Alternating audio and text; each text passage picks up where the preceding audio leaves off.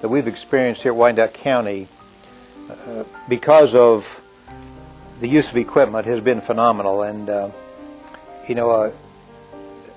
one example, because besides workers' comp, which has been a tremendous savings there, tremendous savings in reduction in sick time, reduction in overtime, but a tremendous savings as well has been the fact that our staffing was 1.75 before the state increased that requirement to be a 2.0 staffing, minimum staffing for nursing assistants, 2.0 hours per patient per day in the state of Ohio.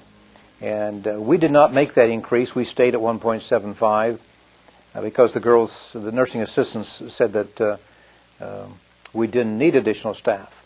That savings alone translates into $126,000 in savings. And of course that's more than what our initial expenditure to even start and get all of our miracle stories. And of course that's a savings that goes on year after year, as well as the reduction in workers' comp. That's a savings that goes on year after year after year. So these things are phenomenal. The payback has to be, it's less than a year and maybe even a half a year when you really look at all the savings combined, and the ease of operation, the continuity of care, the increased morale are such that there is no way to put a dollar figure on that. And when you do not have residents having sore shoulders and bruising and all that goes along with handling patients the old way, or even the issues of your very best nursing assistants now and then dropping somebody, which none of us like to think that it's a possibility, but it does happen, and it happens with the very best of aides. And some very, very deep-rooted paradigms that are hard to overcome, and it was very difficult for me to try to justify the expenditure to go out and buy one or two lifts. And I think there's a few miracles that happened on our behalf in this process. And as I was struggling to go to the commissioners to buy one or two lifts, I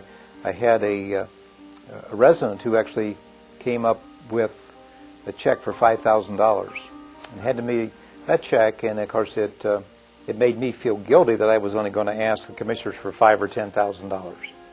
So that really helped me get over the hump to be able to go and ask for enough money to buy all the lifts that the girls would choose.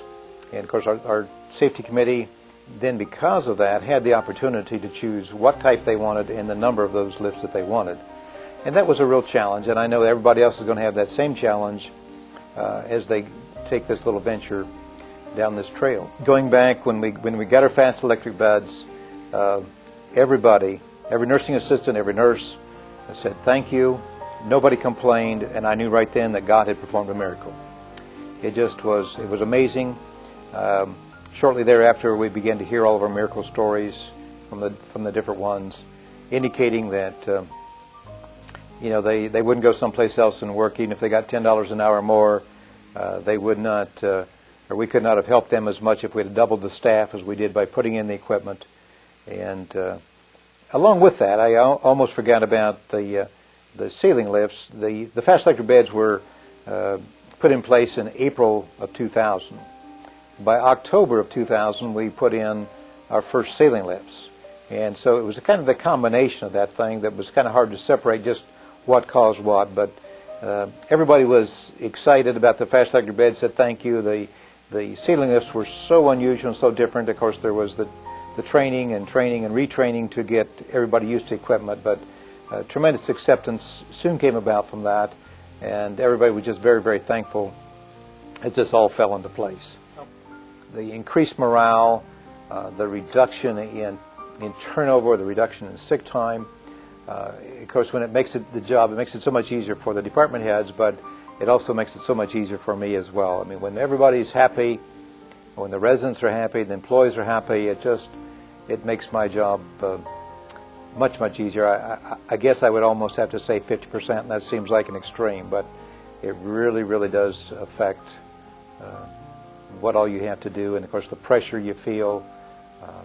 Just been a tremendous blessing. I guess looking at the last year would be the most ideal, is that we had 2 voluntary resignations over the last year, and you just cannot believe what that does into the operation.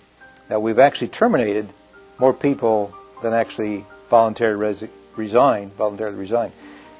But what that does, it allows you to mandate high quality care. And somebody who doesn't want to do that, you can terminate. Where before, a bad body was better than no body. My hope today is that we're giving you some alternatives, giving you some information that will help you to do a better job, will help you to quit tearing people's bodies apart, keep you from driving people away from employment, stop your tremendous turnovers, stop your high injury rates, and of course increase your quality of care and save you big dollars and cents.